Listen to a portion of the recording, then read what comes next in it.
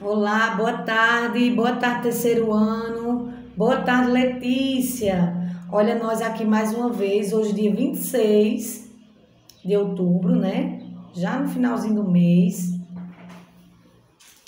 Vamos dar continuidade à nossa aula, mas primeiro vamos fazer nossa oração. Boa tarde, Papai do Céu. A aula vai começar. Queremos que o Senhor venha conosco ficar. Abençoe a nossa escola, nossa classe, nosso lar. Te agradecemos pela tua presença em nossos estudos. Em nome de Jesus, amém. Vamos refletir um pouquinho. Oh, Jesus, transforma-me conforme a tua palavra e enche-me até que em mim se ache só a ti. Então,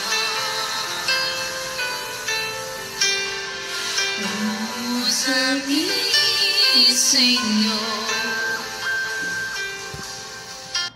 Então, vamos dar início à nossa aula de português, né? Aos tipos de balões que tem na página 13 do nosso livro. Tem 3 imagens, 3 cenas que acontecem nessa página, certo?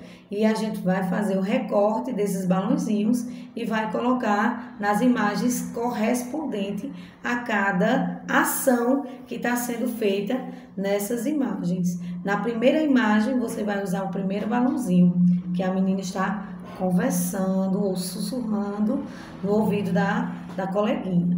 E ela está com a cena. Na segunda imagem, o menino está gritando, né? Então, a gente vai colocar o balãozinho lá de cima, o último balãozinho, porque o menino está gritando. E na última imagem, a menina está chorando. Então, o balãozinho aí, ó, do choro. Você já pode recortar e fazer essa escrita das ações desses personagens, certo? Na página 14, nós vamos estudar formalidade e informalidade, onde aparece a cena aí de Magali com a sua mãe, onde ela entrega a flor. Vamos ler, né? Releia o último quadrinho da tirinha de Magali, observando as falas das personagens. O que é que Magali fala para a mãe dela, né? Para você, mãe. Ou para você, mãe. Então, ela está oferecendo flores e a mãe dela está... Que amor, né? Então, na letra A, tem perguntando assim: os balões mostram a conversa entre as personagens.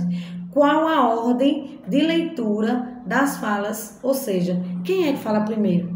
Né? Nas tirinhas, nos gibis, a gente sempre lê, nós sempre vamos ler o balãozinho que está na parte esquerda de cada tirinha, né? De cada personagem. A gente lê o que está na esquerda, depois lê o que está na direita, que consequentemente é a resposta.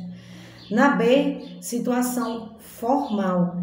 É adequada, é aquela que exige um tratamento cerimonioso em razão do distanciamento, em razão em que as pessoas estão distantes uma da outra, usa a formalidade. Por exemplo, um juiz, quando está em audiência, ele tem um distanciamento, né, para falar com o réu e outras pessoas. Já na situação informal, é uma situação descontraída, o que acontece entre Magali e a mãe dela, o que acontece entre nós coleguinhas quando estamos na escola ou em outro lugar, conversando, em roda de conversa, né? É uma situação informal. Então, pergunta qual é o diálogo entre a mãe dela, a Magali e a mãe dela, é formal ou informal? É informal, certo? Que é uma conversa informal entre ela e a mãe dela. Na C, releia a fala de Magali. É uma redução de qual palavra? Quando Magali diz, para você, mãe. Então, é a redução da palavra para. Quando a gente usa pra, é informal. E quando a gente usa para, é formal, certo?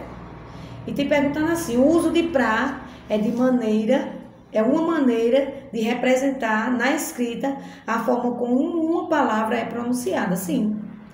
É o que está acontecendo na tirinha aí com Magali. É a primeira resposta, certo? E na 2 tem 2 personagens.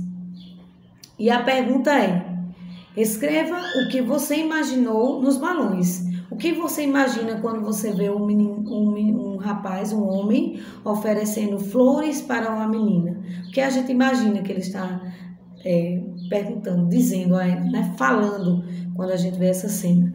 Aceita essas flores? Né? O que ele está falando para ela? É isso, certo? E ela, consequentemente, ela vai agradecer, dizendo o quê? Obrigada. Ela vai agradecer dizendo isso. Na 3, reúna-se com um colega ou familiares, observando a cena a seguir e façam o que se pede. Descreva a cena no caderno, né, que a gente que está em casa, para o colega ou para um familiar e ouça a descrição feita por ele. Então, há um discurso na letra B, discutam e anotem a conclusão. Essa é uma situação formal ou informal? Então, você vai se reunir com alguém na sua casa e vai responder se é uma situação formal ou informal. É uma situação descontraída? Sim, é uma situação descontraída, é uma situação informal quando nós falamos com nossos familiares, né? Porque nós temos familiaridade de falar com as pessoas mais próximas a nós do que com uma pessoa que a gente não conhece. No ser, crie um diálogo para esta cena. Então, tem a cena de dois garotos, né? Uma menina e um menino. Então, eles estão com sorvete na mão e eles estão conversando, falando sobre o sorvete, talvez pode ser, né? Então, você vai criar. O que foi que você criou? O que você acha que ele está dizendo para um colega? Você vai criar. Criando isso, você pode mandar para mim a foto, certo? Da sua atividade. Na letra D, relê o diálogo para a turma e o professor. Então, nós que estamos em casa, a gente vai ler e fazer essa conversa com auxílio de um adulto, da mãe, do pai, da irmã mais velha. Na página 16, é uma contação de história. Então, essa contação de história a gente fez em casa, né? Que você vai ler uma tirinha e recontá-la a um colega. A gente vai fazer essa atividade em casa, que é uma pesquisa no número 1, é uma pesquisa de uma tirinha de gibis ou sites de jornal, de algum site oficial de cartunistas, que é quem escreve tirinhas, certo? Recorte e cole a cópia e copie os espaços a seguir. Então, você vai fazer essa atividade e vai mandar a foto para a tia da pesquisa que você fez e do que você escreveu nos balãozinhos, certo? No 2, descreva o que acontece em cada quadrinho. Então, você vai fazer essa atividade, vai ler como adulto essa página 16 e vai descrever o que é que acontece com os personagens que você pesquisou, certo? Na 4, vamos fazer uma avaliação dessa atividade que a gente fez, dessa pesquisa que nós fizemos. Então, avalie sua contação de história. Usou gestual, o tom de voz adequado? Sim ou não? Contou todas as ações da tirinha na ordem em que se aparece a história? Sim ou não? Então, você vai fazer essa atividade com a ajuda de um adulto e vai mandar para a tia, ok? E na página 17, você vai fazer a atividade com material de apoio, que está lá no final do livro, que é um quadrinho que a gente tem de Mônica e um ratinho. E nesse quadrinho, você vai observar, colocar os balõezinhos com a cena da cena que Mônica está fazendo, e o ratinho também. E no final, no outro quadrinho, você vai representar como seria o final desse quadrinho, né? Como seria o final dessa história, começada na página 17, que começou lá, e você vai observar o que está acontecendo e vai desenhar um final para essa história, certo? Essa atividade a gente vai fazer em casa com alguém, com um auxílio de um adulto, e vai avaliar a tirinha também. Avaliar a sua tirinha. O final da história dá continuidade aos quadrinhos anteriores? final da história que você elaborou, sim ou não? Sim ou não? Você manteve o cenário e a coerência do tempo da narrativa, sim ou não? Então, você vai colocar o seu desenho e vai colocar os balãozinhos, certo? Pode ser os balãozinhos com gestos de medo, certo? O final criado surpreendeu o leitor? Surpreendeu quem? Quem vai observar surpreendeu alguém da sua família? Sim. Faça os ajustes necessários em sua história. Se você acha que faltou alguma coisa, você vai lá e coloca, não tem problema não, tá bom? Faça a arte seguindo estas situações. Use canetinha colorida para fazer o contorno dos personagens e do cenário.